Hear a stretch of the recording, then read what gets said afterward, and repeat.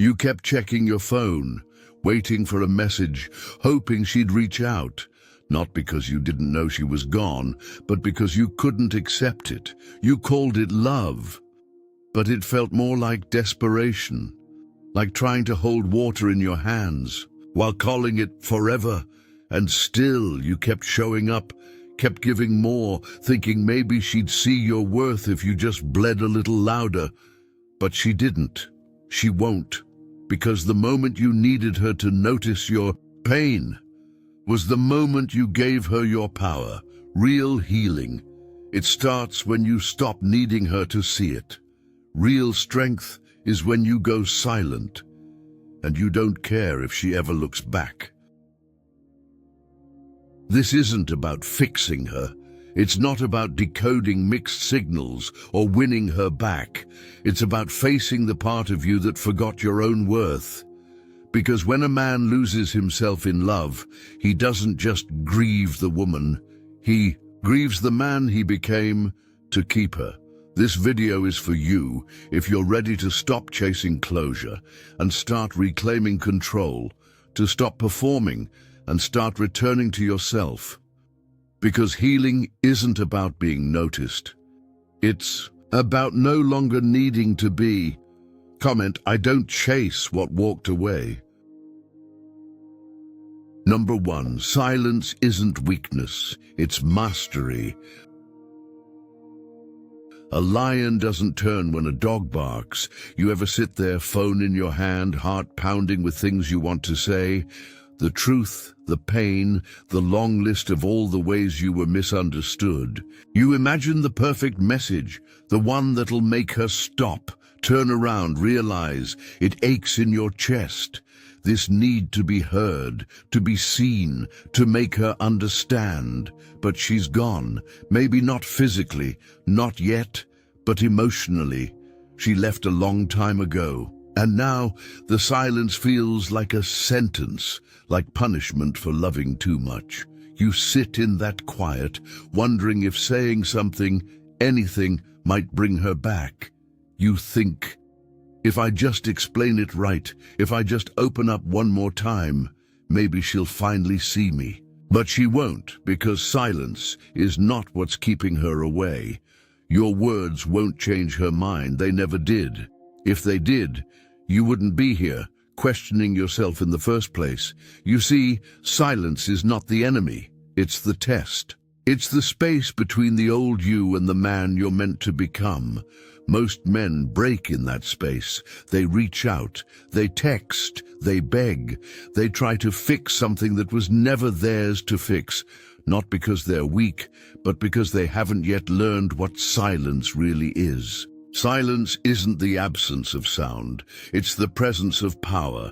It's the moment you stop negotiating with chaos. The second you stop trying to convince someone of your worth, it's when you choose yourself. Not out of ego, not out of pride, but out of clarity. You realize you don't need to explain your heart to someone who mishandled it. You don't need to send one last message that echoes into a void. You don't need to scream to be valid. Because your silence, it's not for her. It's not a tactic or a game or a strategy. It's a boundary. It's you stepping out of the arena where love became performance and pain became routine. The truth is, if someone only listens when you scream, they were never listening in the first place. And I know it's hard. I know every bone in your body wants to speak, wants to fight for it, wants to make it make sense. But let this be the moment you finally understand. Not every fire is meant to be fought. Some are meant to burn out, without your breath feeding the flames. Silence is your rebirth. It's your return to center. It's what happens when the boy who once needed to be understood becomes the man who simply understands himself.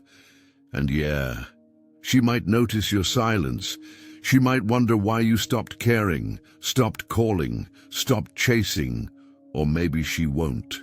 Maybe she'll never notice, but that's the power. You no longer need her to, because the moment your peace became more important than her presence, that's the moment you won. So let the silence speak. Let it echo. Let it say everything you don't need to anymore. Because silence doesn't mean you lost. It means you're done explaining yourself to people who never truly listened. Would you like me to expand another core shift into this poetic monologue format next? Number 2, she was never your source. You weren't looking for love. You were looking for yourself in someone else's eyes. Let me ask you something. When she walked into your life, did it feel like oxygen? Like your lungs finally remembered how to breathe? Like the world sharpened into color after years of gray? Yeah, I know. It didn't feel like a woman. It felt like home. But here's the question no one dares to ask you. Were you really in love with her? Or were you in love with the way she made you feel about yourself? You see, it's easy to believe that someone is your light. When you've been walking in the dark for so long, it's easy to call her your source. When you've forgotten how to generate your own fire. So you gave, you overextended, you made her your sun, your moon, your reason. And every time she pulled away, you reached harder. Because the thought of losing her didn't just mean heartbreak, it meant losing the only reflection in which you saw a version of yourself you liked. That's the wound, that's the trap. Not love, but dependency, disguised as devotion. And you don't even realize it's happening until it's too late, until the power balance is off, until she becomes the standard and you become the seeker. Until your peace depends on her mood, until your identity hinges on her presence. But here's the truth most men never hear. She wasn't your source, she was your mirror. And when that mirror cracked, so did your sense of self. But brother, listen carefully. You were never broken. You were just looking for your reflection in the wrong place. You thought you needed her to feel like a man. You thought her validation was your compass. But you forgot. King does not need applause to know he holds the crown. This is where the shift happens, where the pain becomes a path. You stop asking, why didn't she choose me? And start asking, why did I forget to choose myself? That's the beginning of power. Not loud, not angry, but silent, steady, sovereign. Because when you reclaim your worth from the hands you gave it to, you don't just heal, you wake up. You stop chasing light and start becoming it. She was never meant to complete you because you were never incomplete. She was simply the mirror, reflecting the potential you hadn't yet claimed. She showed you how good it felt to be seen, and now it's your turn to see yourself. No more seeking, no more begging for love like it's something outside of you. It was always in you. So breathe, stand still, and remember who the hell you were before she arrived. Not bitter, not broken, just a man finally coming home to himself. She wasn't your power. She was the mirror reflecting what you hadn't claimed in yourself. Would you like me to expand another number from the outline into this style next? Number 3, chasing closure is chasing control. Sometimes the answers you seek live in the silence you fear. Tell the truth. How many nights have you rehearsed that conversation? The one where she finally sits down, looks you in the eyes, and tells you why she left, why she changed, why she stopped fighting for something you bled for. You imagine it, don't you?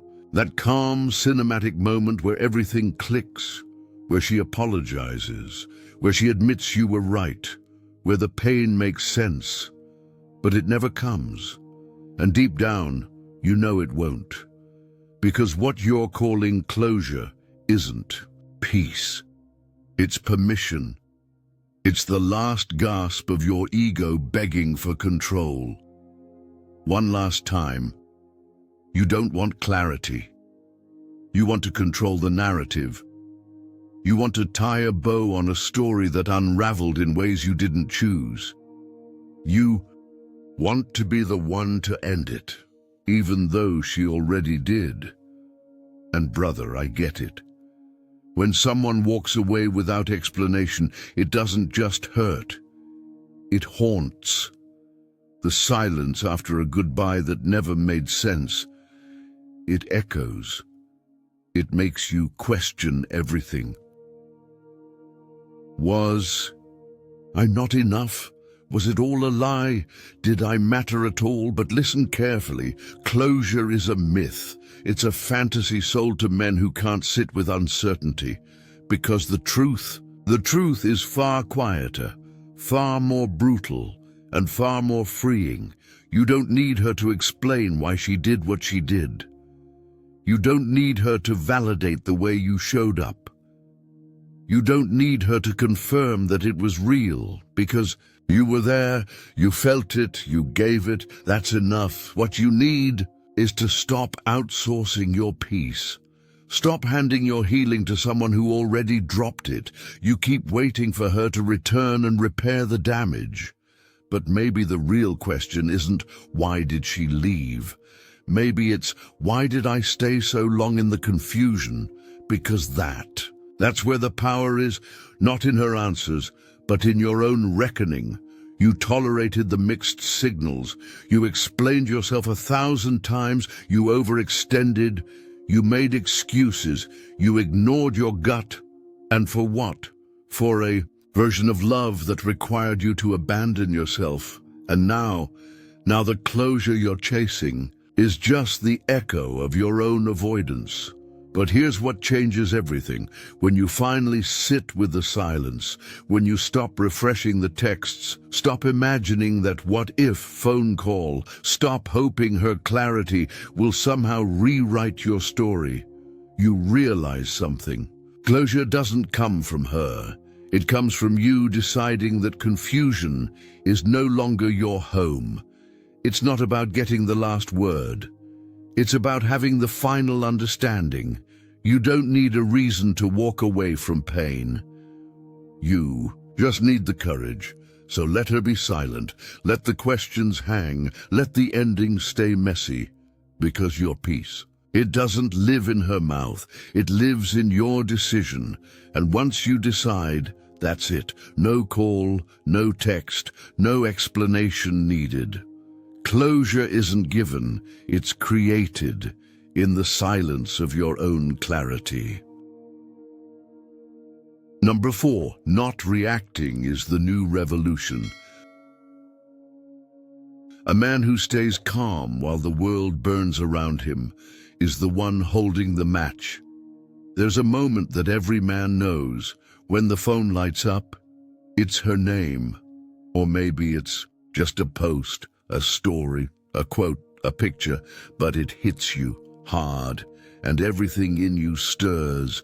Your chest tightens and your mind starts spinning. Is that about me? Is she trying to get my attention? Should I reply or ignore it? You feel the itch to react, to respond, to matter again, to break the silence because it feels like punishment instead of power.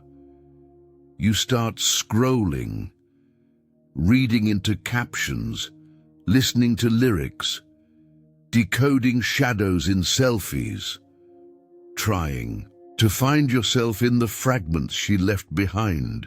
And maybe your boys bring her up.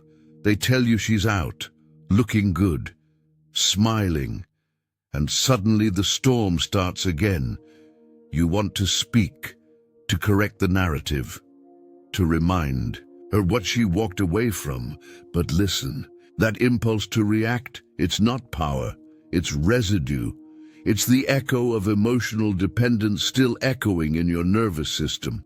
It's the illusion that if you say something, you'll take back control. But you won't, because reacting is still responding to her energy, still letting her lead the dance, still showing that she moves you, even in absence. And that's what she expects. That's what the old version of you would do.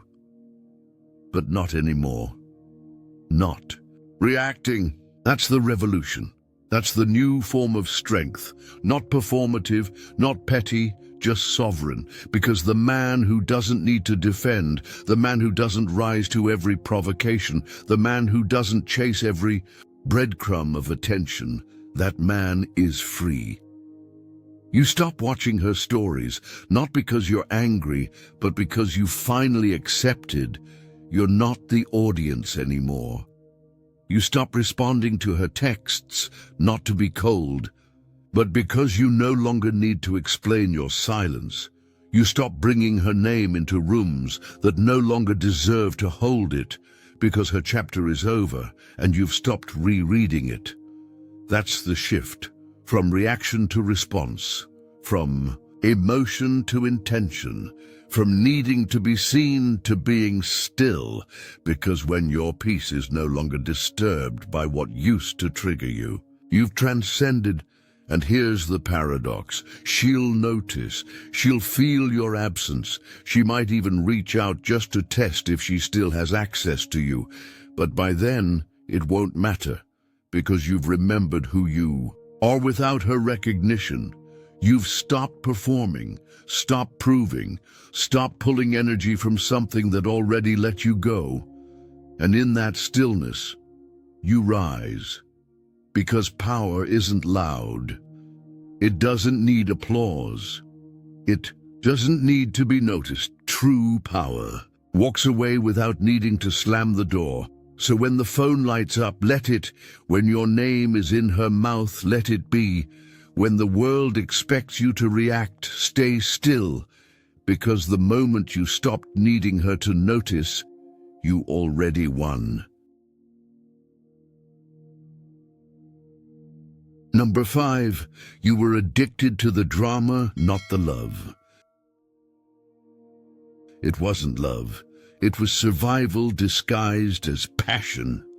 Tell me honestly, was it love you were missing or the rush? That dopamine hit when she smiled at you after 3 days of silence. That relief when she finally texted back. That storm of intensity, of highs and lows, so sharp it made your heart feel alive. You thought it was deep. You thought it was passion. You thought it meant something powerful was happening between you. But what if I told you? You weren't in love, you were addicted. Addicted to the drama, addicted to the tension, addicted to the emotional roller coaster that kept you constantly guessing, constantly craving, constantly needing something from her. Because that's what chaos does. It mimics chemistry. It tricks your nervous system into thinking you're in deep when really you're just unsteady. And when she pulled away, that panic, that ache, that wasn't love leaving. That was withdrawal. The truth is, the relationship wasn't nourishing. It was stimulating. And that's a dangerous confusion. Because stimulation can feel intoxicating, especially when you've been numb for years. So you stayed. You convinced yourself this was real because you felt so much. You called it fate, or twin flames, or cosmic timing. But deep down, your body was on edge. Your mind was never still. And your soul? It was exhausted. Love isn't supposed to feel like you're fighting for oxygen.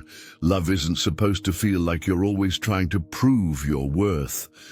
Love isn't supposed to be earned in episodes of crisis and apology. But we confuse chaos for connection because somewhere along the way, pain started to feel familiar. Uncertainty became the standard, and in that unpredictability, you found a strange sense of purpose. Because being needed feels like being loved. Fixing problems feels like building something. Surviving.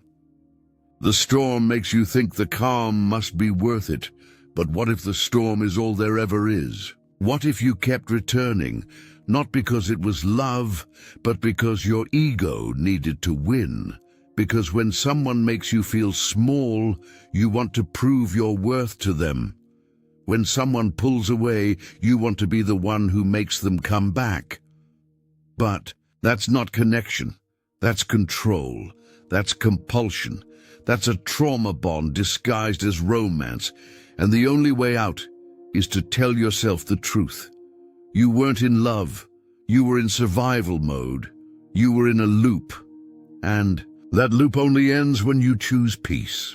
Over the thrill of chaos, you don't miss her. You miss the adrenaline, the fix, the drama. And that's okay to admit, because awareness is the first step to freedom. Love should feel steady, safe, quiet. And I know, quiet feels boring when you're used to emotional fireworks, but fireworks burn out, and you've been burned long enough. So breathe. Let the silence come. Let your body unwind from the chaos it mistook for connection. Let yourself feel the grief, not of losing her, but of realizing what you called love was just ego wrapped in regret. That's the clarity. That's the healing. That's the moment you finally understand. This wasn't love. It was addiction to the illusion of meaning. And now you get to choose something better. Not louder, not wilder, but real. Number 6, healing isn't loud, it's lonely. Some of the strongest steps you'll ever take will be the ones no one sees. There's no applause when you finally stop looking at her pictures. No parade when you sit with your grief. Instead of drowning it in distractions, no trophy for waking up alone and choosing not to call her. This part of healing, it's quiet, it's invisible, and it's brutal. You look fine to the world. You laugh at work. You nod through conversations. You say, "I'm good," 100 times, and maybe you even start to believe it. But behind closed doors, you're fighting a war between memory and presence, between who you were with her and who you're becoming without her. And that war has no audience. No one sees the moment you stop checking her page. No one feels the tension in your chest when you scroll past a photo that triggers everything. No one hears the way your heart breaks all over again at 2 a.m. just because a song came on. That's the truth they don't tell you. Healing doesn't feel victorious. It feels empty. It feels lonely. It feels like nothing is happening, when in fact, everything is. Because healing isn't loud. It's not some grand transformation you post about. It's not a new girl. It's not a vacation. It's not a 6-month glow-up. It's a decision you make every damn day to choose peace over patterns, to choose stillness over reaction, to choose self-respect over temporary relief. And it's hard, because no one's watching, no one's validating, no one's clapping for the days you keep your dignity. No, one celebrates the tiny wins that feel like mountains, but you keep going, because deep down, something inside you knows. This isn't about her anymore. This is about you, your identity, your foundation, your future. You're building something now, brick by brick, boundary by boundary, tear by tear. And though it doesn't feel like much, every time you choose not to reach out, every time you sit with your pain instead of running from it, every time you honor yourself instead of seeking her approval, you rise, not fast, not loud, but solid. Because true strength isn't built in front of crowds. It's built in solitude, in the cold hours, in the quiet discipline, in the conversations you have with yourself when no one else is there. And yeah, healing will isolate you. You'll outgrow places, outgrow habits, outgrow people who only knew the broken version of you. But that's the cost of transformation, and it's worth every second. Because the man who walks alone often returns the strongest, not because he's bitter, not because he's hard, but because he's finally whole. He doesn't need the noise, he doesn't need the validation, he doesn't even need to be understood anymore. He just walks, silently, steadily, back to himself. Number 7. Her absence isn't your ending, it's your becoming. Some women don't break you, they reveal where you were already fractured. You thought she was the story, the headline, the forever, the final chapter, the one it was all leading to. But now you're sitting here in the aftermath, with silence louder than any goodbye, and you don't know what hurts more, that she left, or that you thought she never would. It feels like an ending, like a death, like something in you cracked open, and no one even noticed the sound. You retrace everything, replay moments in slow motion. The look she gave you when things started changing, the words she said with her mouth, and the truth she spoke with her absence. You ask yourself the question that keeps men stuck. What did I do wrong? But what if that's the wrong question? What if the real question is, what was I pretending not to see? Because here's the truth no one wants to face. She didn't leave all at once. She disappeared slowly, little by little, pulled back one smile at a time, until the warmth you were holding was just the memory of something that used to feel like home. And you stayed, you adjusted, you tried to hold on to something that was already slipping through your hands, not because you were weak, but because you believed that real love was supposed to hurt a little, that staying loyal meant ignoring the ache, that fighting for her meant losing pieces of yourself. But now that she's gone, completely, undeniably gone, you've got nothing left to do but look at what remains. And brother, what remains is you, not the you who begged, not the you who waited for a text, not the you who tried to prove his worth, but the man who sits in this silence, finally still enough to see himself. Her absence isn't your ending, it's your becoming.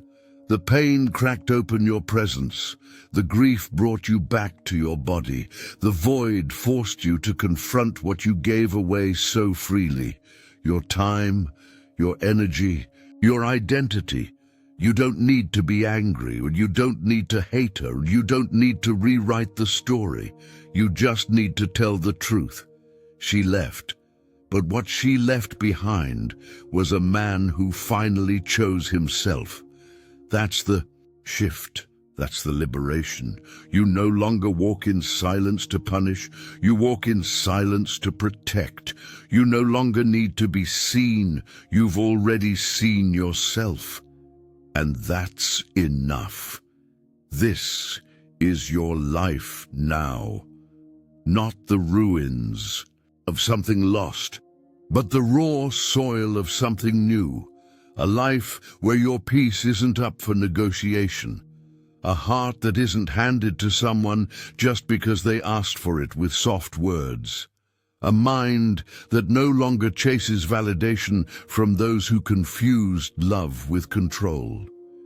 You've been emptied. Yes, but now you can fill yourself with something real, something that doesn't collapse every time the wind changes. You thought she was the story, but she was only the chapter that led you back to the author.